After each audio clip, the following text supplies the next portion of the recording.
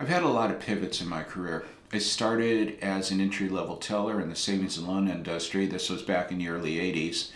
And within maybe a matter of 5 years, I actually worked my way up to branch manager. And I did that for another 3 or 4 years until the savings and loan crisis hit and they started closing a lot of the S&Ls. In fact, I think during that time period, I lost my job 3 times out there through mergers. So the writing was on the wall, and I decided to make my first pivot over to a government agency, the FDIC, Federal Deposit Insurance Corporation. And I remember at the time thinking, okay, no one ever loses their job with the federal government. I was wrong about that.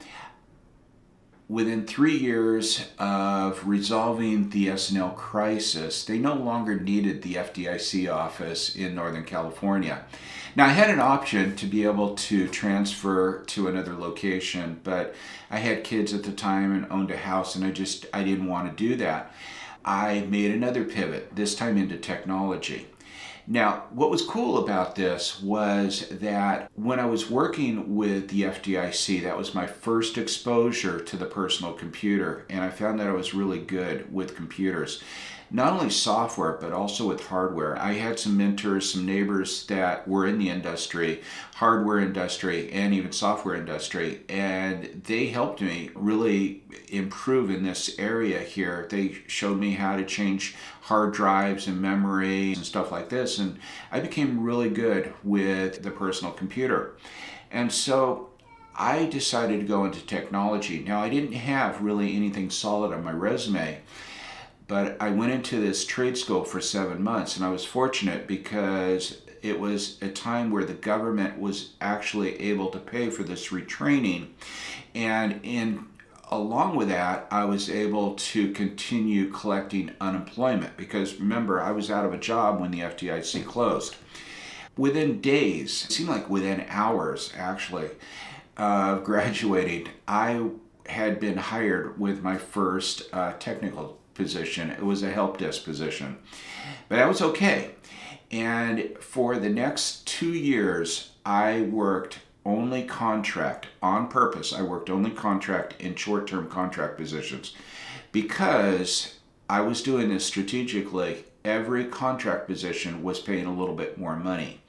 And then about 2 years into this, the company that I ended up working for the last 18 years, they hired me. They hired me as a senior level help desk person. Within a year, I was back to managing that help desk. And a short time after that, I became a vice president of information services. And I did that for the remaining time there, 18 years. In 2012, while I was still working with the company, I had gone back to school for a master's degree. It was something that I really wanted to do. And the reason for this, it was going to be for another pivot when I retired at the age of 65, maybe teaching online college courses. I wanted to do that. I thought that's great. I could live anywhere in the world as long as maybe there was a beach to look at as I was grading papers. The only thing is I needed at least a master's degree to do this. So I went back to school for this far-fetched dream of mine. And one of the courses was on executive coaching. And up until that time, coaching to me was Little League or basketball. But I really enjoyed that class. And so after graduating, I lost that dream of teaching online college, but I started thinking about maybe doing a coaching business. And so I went into another program for 18 months and I became a certified professional coach. And I didn't wait till I was 65. I started a part-time coaching business back then. And I was seeing clients at night and on the weekends. And I specialized in career coaching because, quite frankly, I was pretty good at hiring and interviewing people and looking at resumes and stuff. So I did that. In 2014, something changed. The company that I was working for, they went public. And a lot of my responsibilities changed. And I wasn't really that happy anymore with what I was doing. And after kicking it around for some time, I made a decision to pivot again. So on August 1st of 2015, I took my part-time coaching business full-time. It was a risk. It was scary at the time. There was a lot of self-doubt that I had. But I got to tell you, after 9 years, over 9 years, 9.5 years of doing this, I've never looked back. It was one of the best moves that I've ever made. And I've, primarily been working with professionals in mid to late career. Now, something that I think has always been the case, but it really didn't, catch on to this until probably the last year. But a lot of the professionals in late career that I've worked with, they weren't looking for another job. They were not looking for going back into the daily grind. They wanted to do something that was more meaningful to them, something with more purpose. And a lot of that was just doing something completely different. And I guess because I had done a lot of pivots, that I was pretty comfortable in helping them with their pivot as well.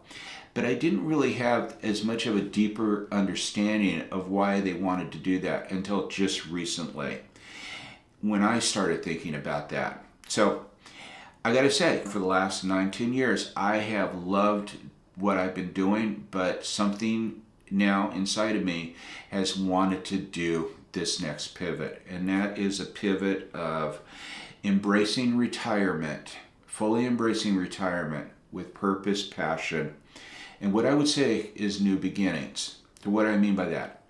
New beginnings. There's still going to be talk about encore careers out there, but there's also going to be talk about living a life of purpose and living a life of fulfillment, talking about navigating Social Security, staying healthy in this, having fun out there. And that's what this channel is going to be pivoting to.